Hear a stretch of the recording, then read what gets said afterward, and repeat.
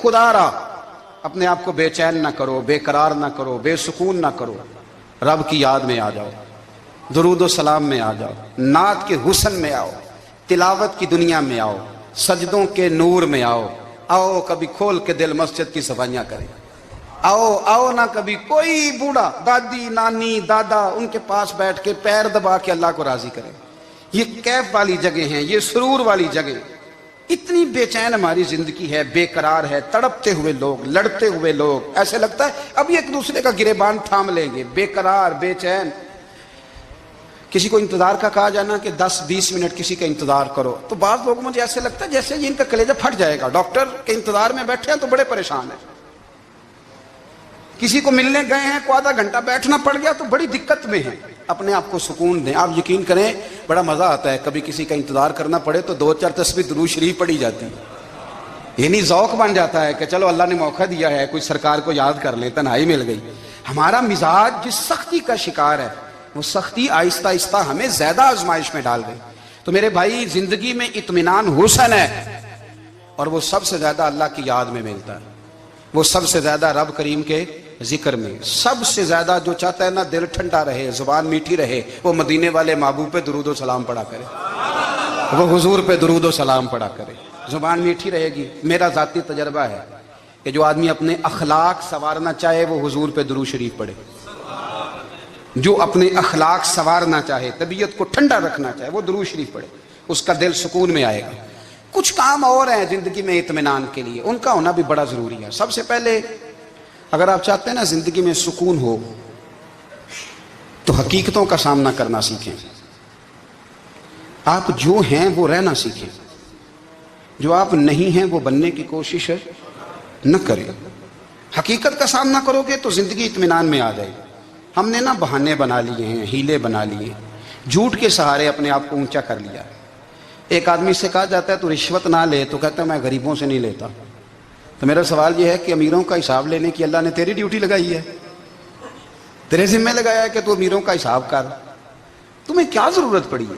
ہم نا بہانہ کرتے ہیں، رشوت لینے والے کا الگ بہانہ ہے اور سفارش والے کا الگ بہانہ ہے۔ حقیقت کا سامنا کریں، حقیقت کا۔ جو میرے ذمہ داریاں ہیں وہ میں نے پوری کرنی، جو آپ کی ذمہ داریاں ہیں وہ آپ جان نہ چھڑائیں، حقیقت پسند بنیں۔ میرے رسول کریم، پھر پڑھیے درود شریف صلی اللہ تعالی علیہ وسلم۔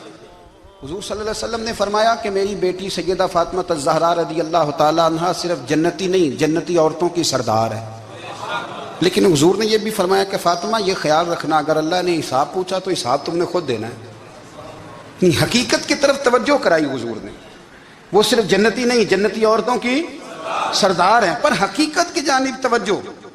میں حقیقت یہ ہے کہ اگر مالک نے حساب پوچھا تو اس کی تیاری بھی کرنی ہے۔ دیکھیں نا، ہمیں کچھ یقین نہیں، اللہ معاف کرے کہ ہمارا حساب کیسا ہوگا، لیکن کتنے آزاد ہیں۔ یعنی بڑی دلیری سے بندے کہتے ہیں فجر نہیں پڑھتا جی، 3 پڑھتا ہوں جی، عشاء رہ جاتی ہے جی، کپڑے صاف، بڑی دلیری سے۔ اور سیدہ فاطمہ الزہرا نے ساری رات مصلی باز رکھا ہے، حالانکہ انہیں یقین تھا کہ رب مجھے بغیر حساب کتاب جنت دے گا۔ حقیقت کا سامنا کریں، جو حقوق آپ کے ہیں وہ آپ نے ادا کرنے ہیں، جو ذمہ داریاں ہیں وہ ذمہ داریاں ہیں۔ دیکھیں نا، حضرت موسیٰ کلیم اللہ علیہ السلام کے پاس اسرائیل روح نکالنے آئے تو حضرت موسیٰ نے تھپڑ مارا، آنکھ نکال دی، واپس گئے۔ اللہ انہوں نے تو جلال فرمایا ہے، کہا موسیٰ علیہ السلام سے کہیے بیل کی پشت پر ہاتھ رکھیں، جتنے بال ان کے دست مبارک کے نیچے آئیں گے اتنے 1000 سال ان کی عمر بڑھا دی جائے گی۔ یعنی میرے کان میں کوئی بتا دے کہ جناب 60 سال بڑھ گئی، یا آپ کے کان میں کوئی کہہ دے تو خوشی ہوتی ہے کہ نہیں؟ لیکن یہ حقیقت پسندی نہیں، اس لیے کہ 60 بھی گزر جائیں گے، 70 بھی، یہ حقیقت نہیں۔ حضرت موسیٰ کلیم، چلے میں مثال دیتا ہوں، سمجھ لے 10 بال، حالانکہ بہت زیادہ آتے ہوں گے، 10 بال اگر حضرت موسیٰ کے ہاتھ کے نیچے آئے تو 10,000 سال تو عمر بڑھ گئی نا۔ 10 یعنی 10 سال نہیں، 10 100 نہیں، 10 بہت زیادہ کی نا۔ تو حضرت موسیٰ کلیم اللہ علیہ السلام سے آ کے عرض کیا گیا، حضور بیل کی پشت پر ہاتھ رکھیں، جتنے آپ کے ہاتھ کے نیچے بال آئیں گے اتنے 1000 سال عمر بڑھ جائے گی۔ تو حضرت موسیٰ نے حقیقت پسندی والی بات کی، فرمایا پھر کیا ہوگا؟ 10,000 سال کے بعد پھر کیا ہوگا؟ کہا حضور جانا تو پھر بھی ہے، فرمایا پھر ابھی چلتے ہیں۔ اگر جانا ہے نا، جانا ہے تو پھر اگر جانا ہے تو پھر ابھی، اور سجنوں اگر نماز پڑھنی ہے تو ابھی کیوں نہیں؟ اگر داڑھی رکھنی ہے تو پھر رمضان کا انتظار کیوں کریں؟ ابھی کیوں نہیں؟ اگر سچ بولنا ہے تو پھر، اگر رزق حلال کھانا ہے تو پھر انتظار کا ہے گا؟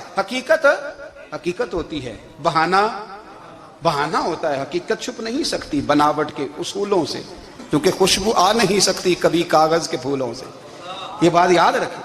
اگر جانا ہے تو حضرت کلیم فرمانے لگے پھر 10,000 سال کے بعد بھی جانا ہے تو آج بھی ہمیں بے قراری زندگی میں اس لیے کہ ہم حقیقت پسند نہیں، ہم بہانوں میں، ہم ہواؤں میں جیتے ہیں، ہواؤں میں، خیالات میں زندگی گزارتے ہیں۔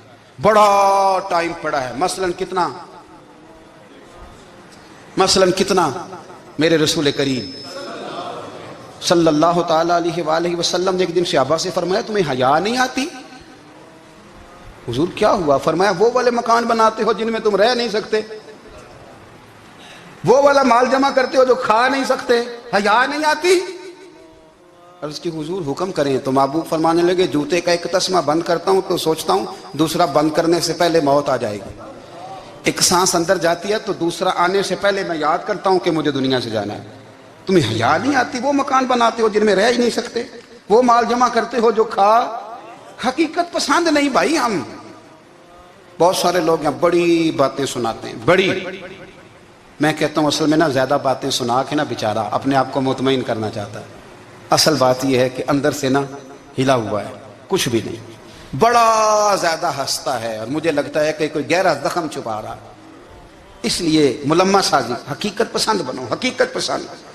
یاد رکھنا من ترک صلاۃ متعمدا فقد کفر، میرے رسول نے حقیقت بیان کی، فرمایا جس نے ایک نماز بھی جان بوجھ کے چھوڑی اس نے رب کے رب ہونے کا انکار کیا، اس نے کفر